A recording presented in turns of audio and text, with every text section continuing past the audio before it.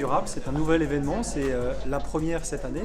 C'est le regroupement de plusieurs événements dont certains sont bien connus maintenant des Toulousains. L'enjeu principal de ce festival, c'est la transition écologique et on va y adjoindre l'innovation. Ça va être la trame en filigrane sur toute la durée de l'événement.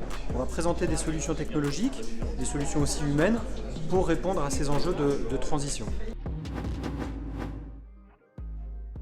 L'idée de regrouper ces différents événements, c'est donner encore plus de visibilité à ces différents événements qui avaient lieu à des moments différents pour toucher un maximum de Toulousains, de métropolitains et même de manière plus large. Ça se compose de 3 événements. Le premier sera le forum Zéro Carbone qui va démarrer le vendredi 19 novembre avec comme parrain Bertrand Piccard. Bertrand Piccard, je le représente très rapidement. Il est psychiatre, il est explorateur. C'est l'homme qui a fait le premier tour du monde sans s'arrêter en ballon, avec l'avion également premier tour du monde avec un avion solaire Solar Impulse. Donc il va être le parrain de cet événement. C'est quelque chose d'extrêmement important pour nous parce qu'en fait il a une vision de l'écologie couplée à l'économie et à l'innovation qui est le message qu'on veut faire passer. On ne veut pas mettre en opposition les gens. Au contraire, pour réussir le défi énergétique et climatique qui est devant nous, il faut réunir toutes les forces en présence et ce parrain-là est absolument emblématique du message qu'on veut faire passer.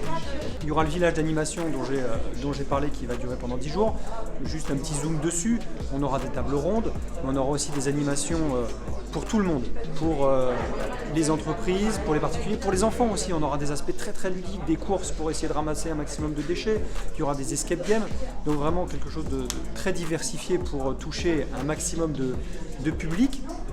Ensuite, on aura donc la journée de l'économie circulaire qui aura lieu le 25 novembre, c'est pour les professionnels.